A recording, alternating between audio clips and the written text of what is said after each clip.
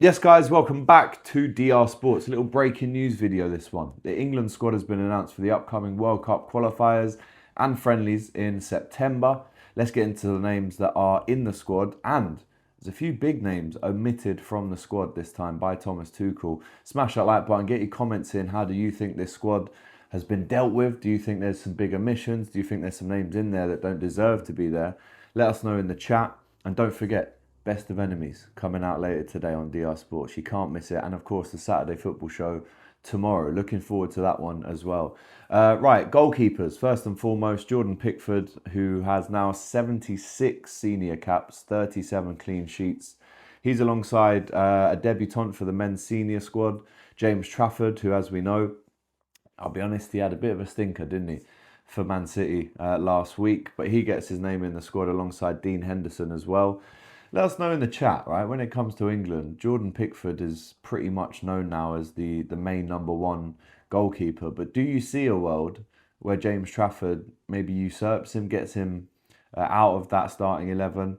As things stand right now, I don't see it. But I think, the fact that he's now in the squad for the first time in the men's senior squad after doing really well in the 21 squad, I do think that's a step in the right direction for him. Maybe they're looking at him as the long-term replacement for Jordan Pickford.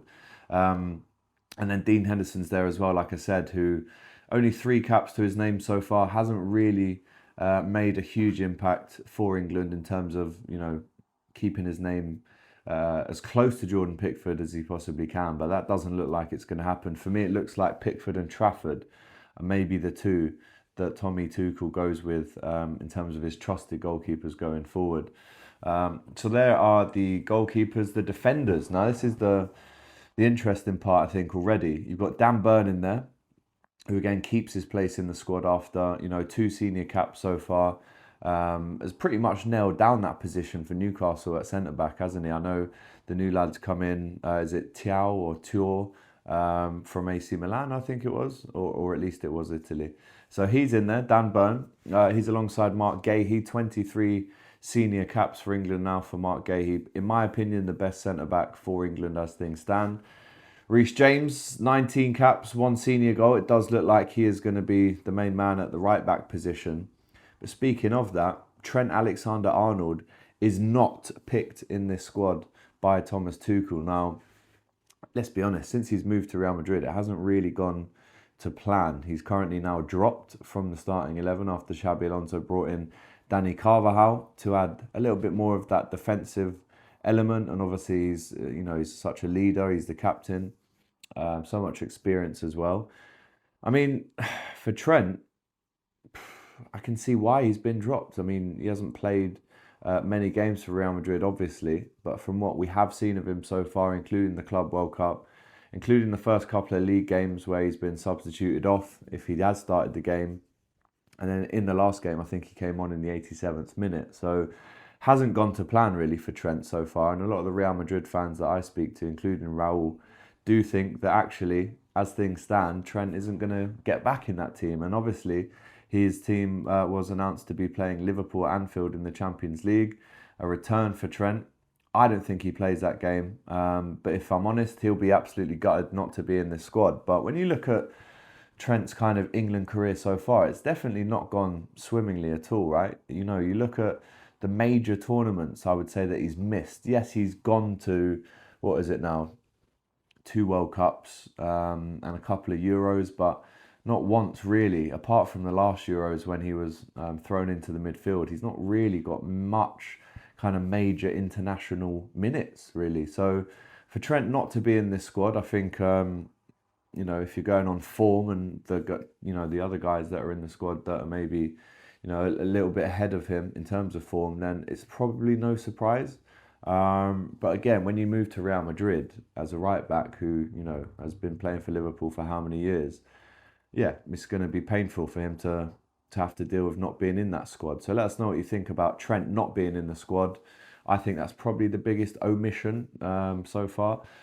Ezri Konza, 12 caps, no goals. He's in the squad with John Stones, 83 senior caps. Now, that is a lot, isn't it, for Johnny Stones? 3 senior goals. I believe one of those was in the World Cup as well in 2018. Jed Spence gets a call up for the first time. 0 caps, another debutant just like James Trafford. Tino Livramento, who again has been pretty much a shoo-in for Newcastle recently with their Premier League and Cup campaigns as well. Only 1 cap for him so far. And Miles Lewis Skelly, who scored on his debut, remember. 3 caps for him, 1 goal so far. But in terms of defenders, I would go personally with Mark Gahey and John Stones, Reece James at right back, and then probably Miles Lewis Skelly at left back, if I'm honest. Let me know what you think that defence looks like in your opinion. Another debutant, another first-time call-up for Elliot Anderson. And if you're watching the FPL show on DR Sports a couple of weeks ago, I did call this.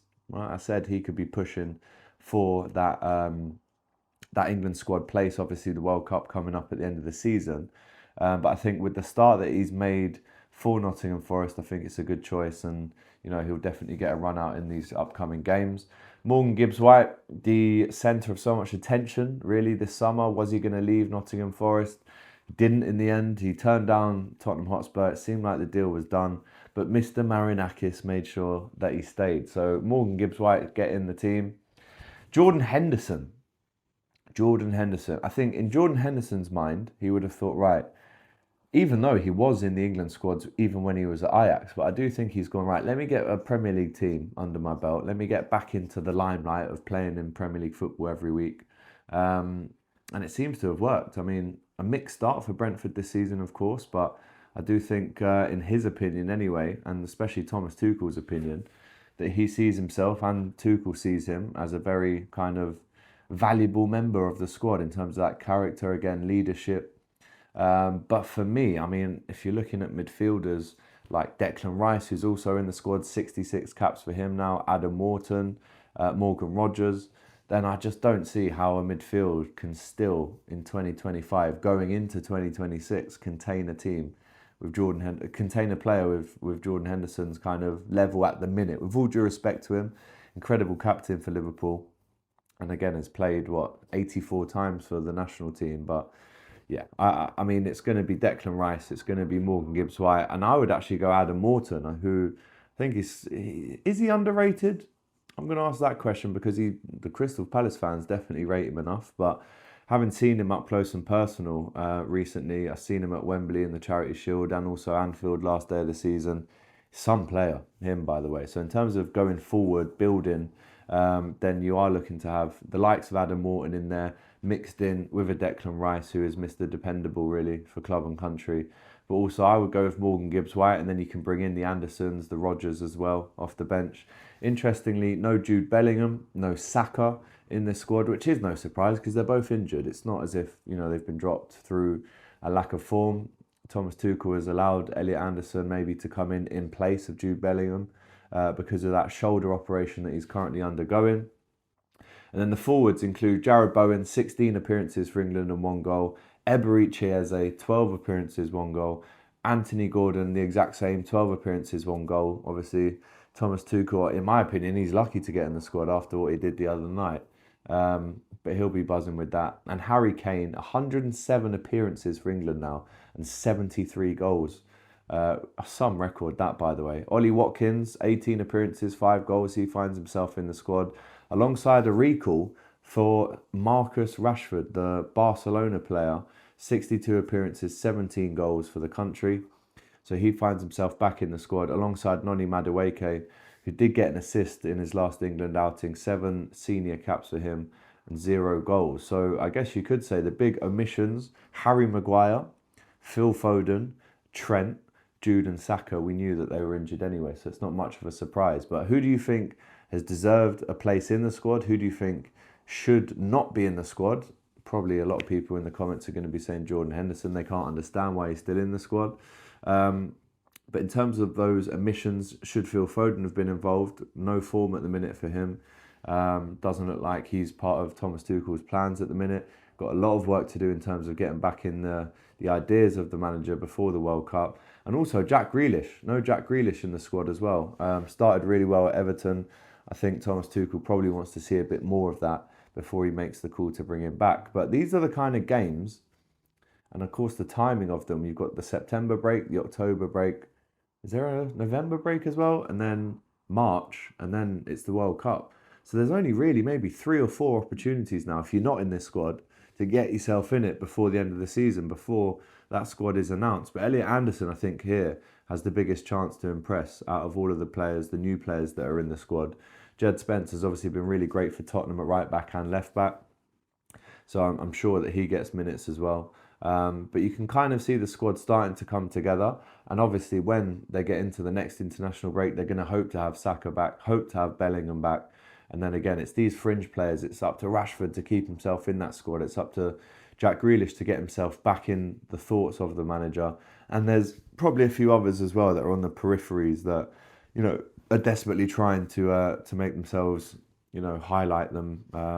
And get them in the squad as well. So let us know. England squad reaction. No Trent, no Maguire, no Foden, no Grealish, no Saka, no Bellingham. Let us know if he's made a good pick here, and if there's any players that you think shouldn't be anywhere near that squad. And like I said, let us know if you think that Thomas Tuchel has missed any big names out there as well. So there you go. England playing soon. Again, let me just check the dates of the next upcoming games for England. Just bear with me. So next up, it's England versus Andorra on the 6th of September. Then you've got Serbia versus England, again, another World Cup qualifier. And then it's October and November that there's games. England play Wales in a friendly on the 9th of October. 14th of October, it's Latvia away in another World Cup qualifier. And then it's Serbia at home, 13th of November. And then it's Albania away. And then that's pretty much all the games up until March, when there is, of course, another international break.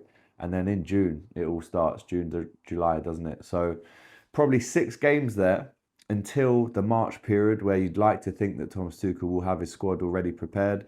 But 6 games to get yourself back in that squad if your name is Phil Foden, if your name is Grealish, if your name is Trent, if your name is Harry Maguire and Phil Foden as well. So let us know in the chat all the things that I've just asked you. And don't forget, Best of Enemies coming out later today on DR Sports. Take care.